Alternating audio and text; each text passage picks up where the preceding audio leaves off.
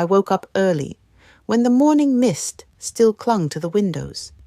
The house was wrapped in silence, broken only by the steady ticking of the old kitchen clock. I put the kettle on, sliced the bread, set a pan on the stove. Everything felt so ordinary, almost mechanical, as if I were living inside a frozen painting. My son walked into the kitchen, yawning and rubbing his eyes. His hair was sticking out in all directions, and I couldn't help but smile. These small details always reminded me how fast time flies. He sat down at the table, staring off into the distance, and said casually, "Mom, how about we go to the movies today?" His voice was calm, as if he were suggesting something trivial. But to me, those words sounded like something rare and precious. We hadn't spent real time together in so long. Life had scattered us onto different shores. Work, studies, worries. "Of course," I answered, trying not to show how much this small gesture meant to me. A warm spark lit up inside me. I thought this would be our day, a day we would look back on years later, smiling softly. I believed only good things lay ahead. I was wrong, but I didn't know it yet. I took my time getting ready, choosing my clothes, picking the right perfume, savoring every detail of the morning, as if something deep inside whispered, "Remember this moment." I had no idea that soon this day would leave a scar on my heart that would never fully heal. We arrived at the cinema a little earlier than planned. The lobby was almost empty, with only the soft hum of a coffee machine breaking the stillness. My son held the ticket in his hands, fidgeting with it between his fingers. "Let's sit at the back," he said suddenly as we entered the hall. His voice was firm, almost insistent. I nodded without asking questions. At the time, I thought he just wanted to stay away from the crowd, to hide from wandering eyes. That seemed natural enough. We all search for a quiet corner in this noisy world sometimes. We chose seats in the very last row, a place where the empty chairs seemed to invite us to remain unseen. The lights dimmed slowly, and the hall plunged into a gentle twilight. The first frames of the film flickered on the screen, but I barely saw them. I felt a strange silence growing between us, a silence full of meaning I couldn't grasp. He sat close by, yet somehow it felt like he was moving farther away with every invisible gesture. At some point, I noticed his gaze drifting slightly to the left, toward a lower row. I turned my head briefly, trying to understand what had caught his attention. But I saw only the backs of people, silhouettes in the half-light, and then a strange feeling crept into my heart, like a cold breeze slipping through a closed window. The film went on, the screen flashing with light and color, but I sat frozen, feeling everything inside me slowly tighten. I didn't ask any questions. I didn't make any sudden moves. I just watched. Him, myself, the invisible fracture being born right there. Sometimes the most important things happen in silence, and that silence was heavier than any words. I'll take a short pause. Please write in the comments where you are listening from, and if you have ever experienced something similar. I would love to read your stories. And don't forget to subscribe so you don't miss the next part.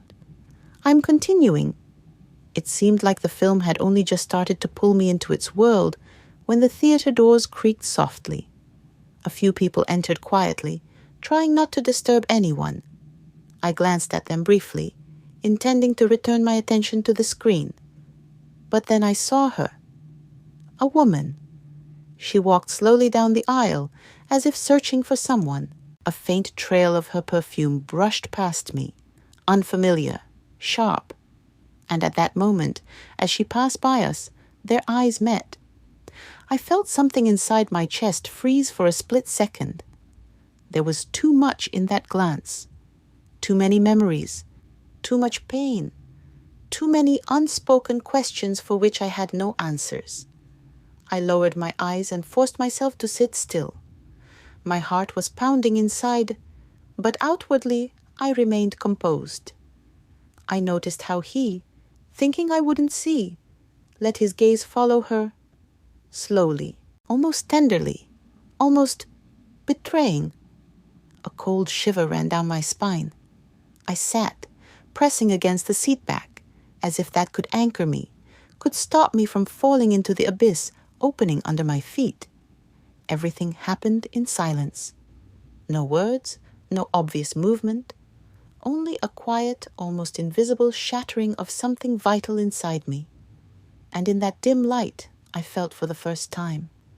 Something between us had cracked irreparably. An invisible fracture crossed my heart like a fine line across glass. Almost invisible, but deadly. I didn't know what would happen next, but deep inside I knew. There was no way back. After the movie, we walked home in silence. The night was cool, the asphalt shimmering under the dim glow of the streetlights.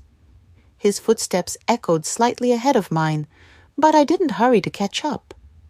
With every step, the distance between us grew. Not physically, but somewhere much deeper. He didn't try to start a conversation, and I stayed silent too. Words felt unnecessary. Time seemed to stretch, thick and heavy, like a dense fog through which we wandered in different directions, even though outwardly we walked side by side. When we got home, he tossed his keys onto the hallway shelf and went straight to his room without looking back. I stood there, alone in the quiet, listening to the floorboards creaking under his steps. My hand moved toward his phone almost on its own. I didn't want to. I swear I didn't. But sometimes the heart knows the truth before the mind does, and it whispers so quietly that you cannot refuse to listen.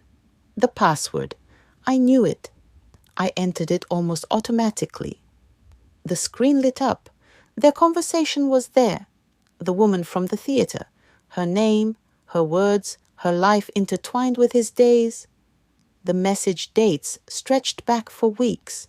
Laughter, plans, secret promises, moments he never shared with me.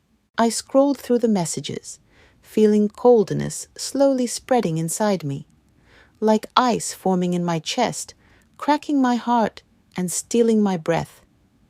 I didn't scream. I didn't smash the phone against the wall. I just looked at him.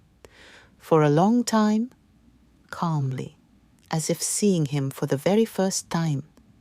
In that moment, I realized that silence can be stronger than any scream, that silence is armor, and I wore it, so he could no longer hurt me. I didn't yell. I didn't cry. I simply withdrew into myself, into that place where no one had the right to follow, and with every passing second, it grew quieter inside me. I'll take a short pause. Please write in the comments where you are listening from, and if you have ever experienced something similar.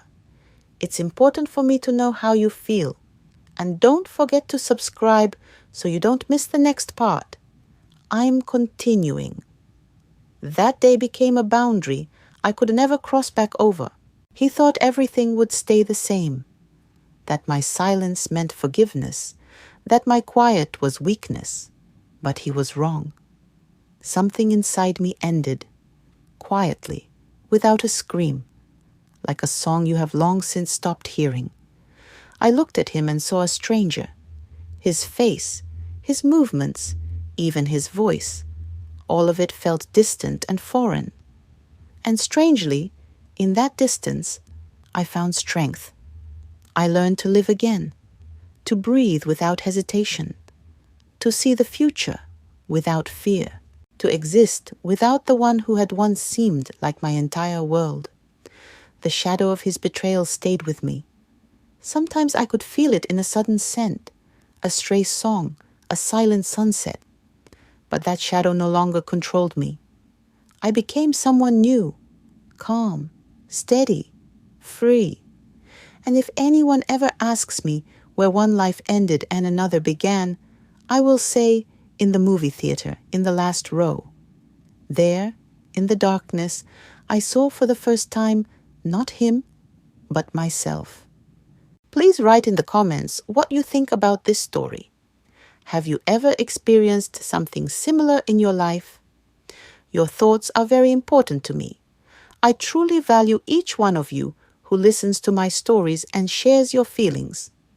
Don't forget to subscribe and leave a like so you won't miss new and captivating stories. Wishing you a wonderful day. If you listened until the end, write in the comments, I see myself in this.